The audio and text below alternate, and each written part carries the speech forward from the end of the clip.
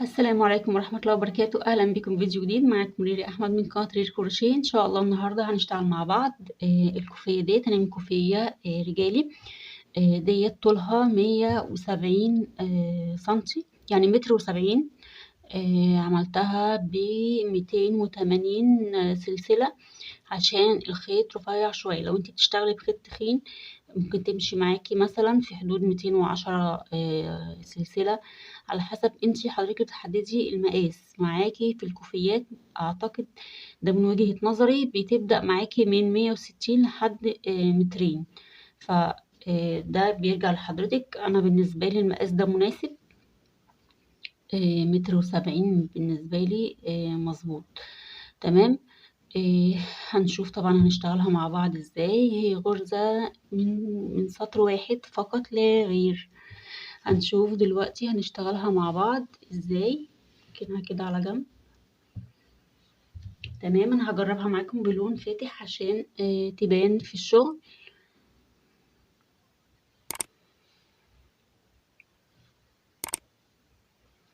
وهنعد 1 2 3 4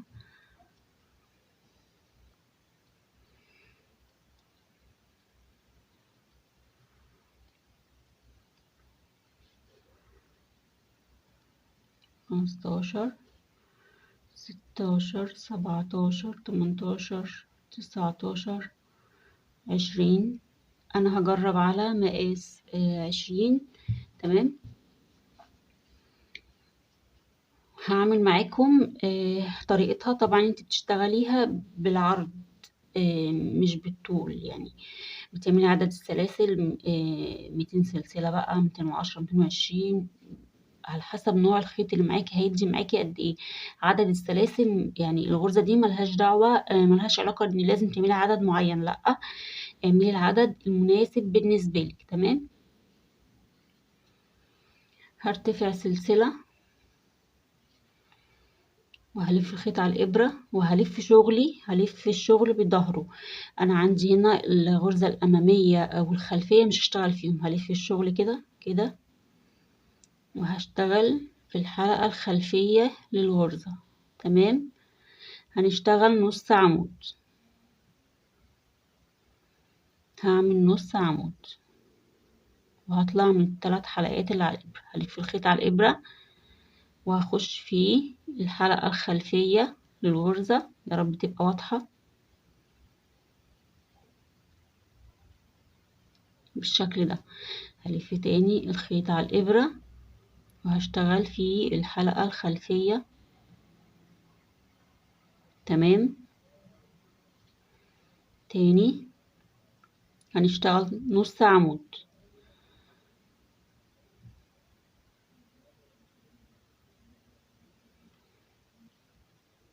هو اول دور دايما اقول لكم اول دور هو اللي تحسي ان هو تقيل شويه في الشغل، غير كده بقيت الشغل بيمشي معاكي سريع.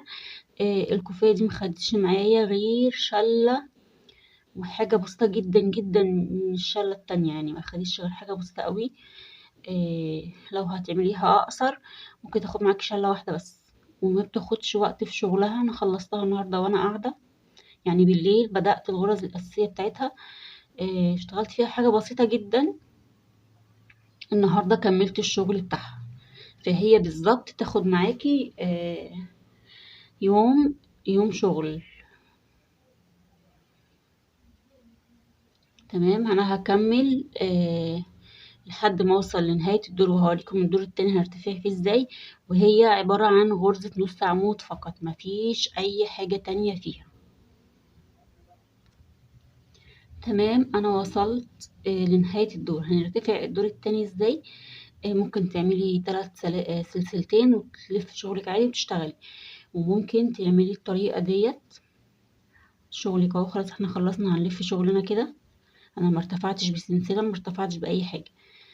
هخش في الحلقة الخلفية. عندك الحلقة الأمامية اللي بتبقى من ناحيتك انتي، من ناحيتي أنا كده، والحلقة الخلفية اللي بتبقى في الاتجاه التاني. فأنا هخش في الحلقة الخلفية كده اهو، وهسحب الخيط وهطلع. عندي كده حلقتين على الإبرة هعملهم حشو، بعد كده سلسلة بقية الشغل هشتغليه ازاي؟ هنشتغل في الحلقة الخلفية، الحلقة الأمامية مش هنشتغل عليها، هنشتغل في الحلقة الخلفية. وهعمل نص عمود تاني، هشتغل في الحلقة الخلفية وهعمل نص عمود. وده الشغل بتاعنا، شغلك كله هيبقى على الحلقة الخلفية. تطلع معاكي نتيجة الكوفية زي ما انت شايفاها كده اهو. شغلنا كله على الحلقة الخلفية. تمام. الشغل كله بنفس الطريقة، هي كوفية من سطر واحد، تكرار لسطر واحد فقط لا غير. دي اسهل كوفية لو انت مبتدئة تقدري انت تنفذيها. مش مربوطة بعدد سلاسل معينة او ان انت تشتغلي عدد زوجي من السلاسل او لا. اي عدد سلاسل انت عايزاه بتشتغليه، الطول اللي انت عايزاه بتشتغليه، وما بتاخدش وقت. والخيط ما بتاخدش، يعني هي يا دوبك شلة، انا بقولك شلة وحاجة بسيطة جدا من الشلة التانية. تمام. بشتغل كده نص عمود، ثانية واحدة، نص عمود في الحلقة الخلفية.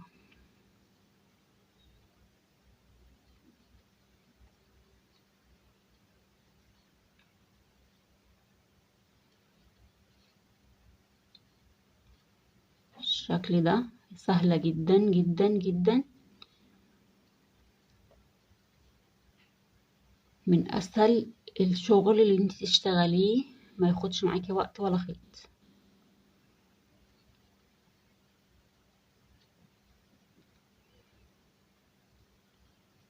وما ننساش الغرزة الأخيرة ديت، لو خايفة ان انت تنسيها عشان شغلك يطلع مظبوط، حطي ماركة وعلمي ان دي أول غرزة في السطر الجديد. أنا هخش فيها اهي، هلف الخيط على الإبرة وأخش أشتغلها. خلي بالك عشان ما تنسيهاش، عشان الشغل بتاعك كله يطلع مظبوط. هنلف شغلنا بنفس الطريقة كده، وهخش في الحلقة الخلفية وهسحب خيطي. عندي حلقتين على الإبرة اهم، انا هفردهم من بعض بس اهو، حلقتين على الإبرة. هعمل كده حشو وهرتفع سلسلة كده، يبقى انت بتعملي نص عمود. وهتكرري، احنا كده خدنا الغرزة دي، هتشتغلي بقى بقية السطر بتاعك في الحلقة الخلفية بالشكل ده. وهي دي طريقة الشغل في الايس كيب، انا اسفة.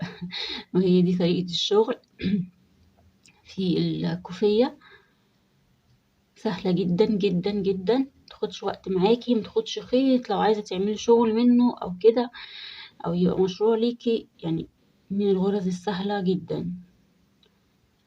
تمام اهو. انا هخلص بس الحتة دي بسرعة كده. اتمنى ان انتوا تكونوا ان انا اكون قدرت اوصل لكم المعلومة، آه وان يكون الشرح واضح وشكل الغرزة واضح. احب طبعا ان انا اسمع رأيكم. انا بهتم جدا جدا بكل كلمة بتتكتب، سواء على الصفح بتاعتي او الجروبات او على اليوتيوب.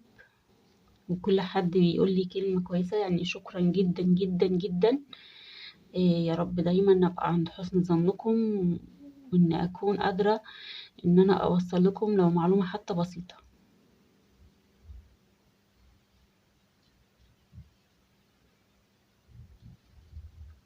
ما ننساش ان بيبقى فيه غرزة مختفية في الاخر. علمي شغلك لو خايفة تضيع منك وتنسيها مثلا اهو. ده شكل الغرزة بالشكل ده كده، ده شكلها اهو. نشيل بقى اللي احنا اشتغلناه ده. هي بتبقى عبارة عن الشكل ده كده. الفها لكم عشان تبقى واضحة ليكم، يعني اتمنى ان هي تعجبكم. آه يا رب تكونوا استفدتوا ولو حاجة بسيطة. ده كانت غرزة النهاردة، غرزة نص عمود. تقدري تطلعي منها ايس كي مش عارفة انا معلقة على الايس كاب ليه، انا اسفة. تقدري تطلعي منها سكارف أو كوفية رجالي، متاخدش معاكي وقت. أنا خدتش معايا غير يعتبر شغل النهاردة، وبالليل قبل ما أنام عملت حاجات بسيطة جدًا، اللي هو بس أسست السطر الأولاني وما كملتوش. ما تاخدش معاكي ساعتين شغل مثلًا أو على مدار اليوم. ده كان شغل النهاردة، أتمنى يا رب تكونوا استفدتوا ولو حاجة بسيطة. أحب أسمع رأيكم سواء على الصفح والجروبات بتاعتي أو في اليوتيوب. كان معاكم ريا أحمد من قناة ريا الكروشيه. أشوفكم في فيديو جديد وفكرة جديدة. سلام.